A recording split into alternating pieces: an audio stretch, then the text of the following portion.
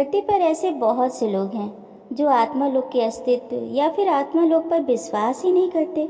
उन्हें ये कोरी कल्पना, झूठ या फिर मनगढ़ंत कहानी लगती है।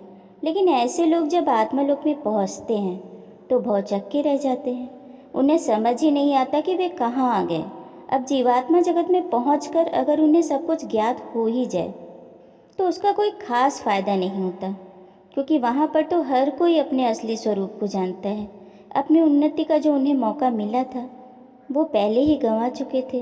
वो सारी चीज़ें अगर यहाँ धरती पे व्यक्ति जान ले, अच्छा चलिए जाने न जाने, अगर उसे मान भर ले, क्योंकि जानने और मानने में तो बहुत बड़ा फ़र्क होता है। हर कोई तो उस गूढ़ ज्ञान को जान ही नहीं सकता। जिनका अवचेतन मन बहुत जागृत होता है या ध्यान में जो पारंगत है, या फिर कुछ और बिरले लोग जो ये सब कुछ महसूस कर पाते हैं, ऐसे लोग तो बहुत ही कम हैं। सबको ये अनुभव हो ये ज़रूरी नहीं, लेकिन अगर वो इन बातों को मान भर लें और इसके अनुसार अपने जीवन में परिवर्तन ले आते हैं तो उनकी आत्मिक उन्नति बहुत तेज़ी से होती है। पूरा जीवन गंवा के जाना भी तो क्या फ़ायदा। इसी कड़ी में विस्पी और रतु एक घटना का जिक्र करते हैं जो अभी हाल ही में जीवात्मा जगत में उनके साथ घटी थी। उन्होंने अपने पसंदीदा झरने के पास एक बूढ़े व्यक्ति को बैठे देखा। अब जीवात्मा जगत में जल्दी कोई बूढ़ा दिखाई नहीं देता, क्योंकि आत्मा जैसे ही बुद्धिमान होती है, उसका अवचेतन मन जैसे जागृत होने लगता है, वो युवा होने लगती है। अब ऐसी जगह पर बूढ़े व्यक्ति को देखकर विस्पी और रतु भी हैरान थे। उन्होंने सोचा इनकी मदद की जाए। वे उस बूढ़े व्यक्ति के पास गए और पूछा, क्या आप नए हैं सर? हाँ नौजवान, तुम्हें यह कैसे पता चला? ये हमारा सहज बोध है। तुम काफ़ी बुद्धिमान लगते हो नौजवानों, इसलिए मुझे पक्का भरोसा है कि तुम मुझे अपने घर का रास्ता बता दोगे। हमने पूछा, अच्छा आपका घर कहाँ है? और उन्होंने हमें पृथ्वी पर स्थित अपने घर का पता बताया। हमने हंसते हुए उनसे कहा, सर इस समय आप धरती पर नहीं बल्कि जीवात्मा जगत में हैं।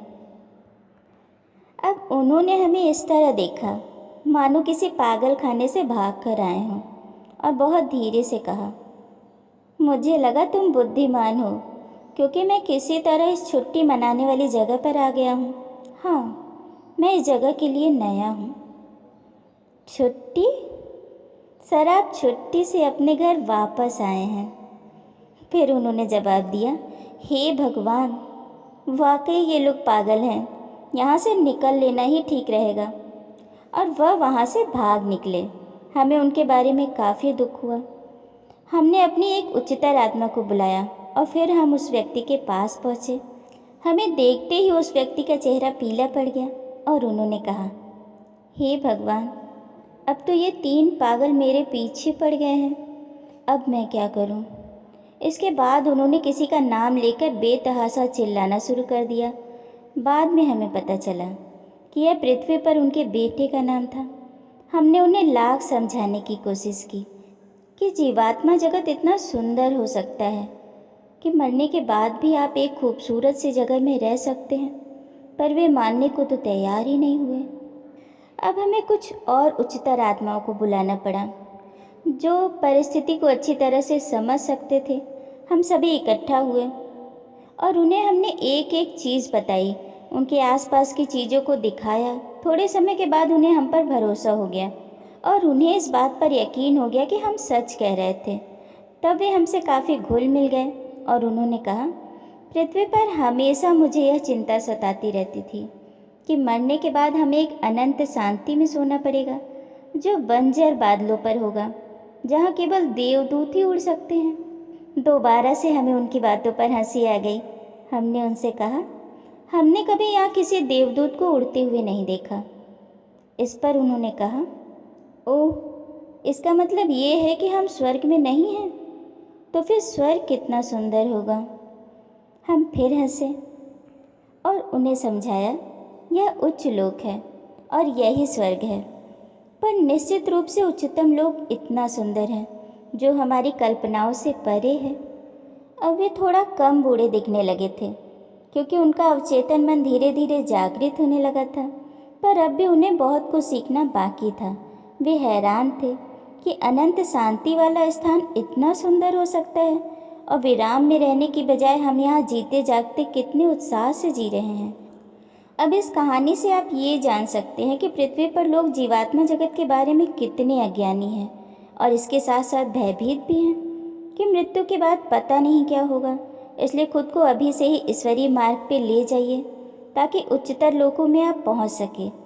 अब ईश्वरीय मार्ग भी बड़े ध्यान से चुनिएगा, क्योंकि सबसे ज़्यादा समस्या तो यही होती है, क्या सही है क्या गलत। इसका निर्णय बहुत विवेक से लेना होता है।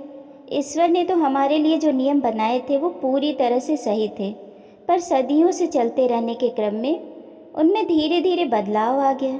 इसी बात को विस्पी ने एक खेल के माध्यम से समझाया है। इसे वो बचपन में पार्टियों में खेला करते थे।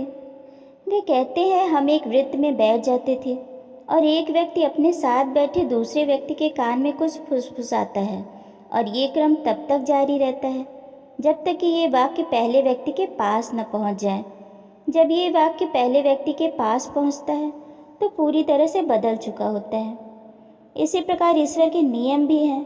स्रोत से तो ये बिल्कुल सही चले थे, पर समय ने और हमने इस पर अपना रंग चढ़ा दिया। खैर, ये कहानी तो यहीं खत्म होती है, पर विस्पी और रतु की मृत्यु कैसे हुई, वे जीवात्मा जगत में कैसे पहुँचे, आखिर उस रात उनके साथ क्या हुआ था, इसे तो विस्पी और रतु ही ठीक से बता सकते हैं।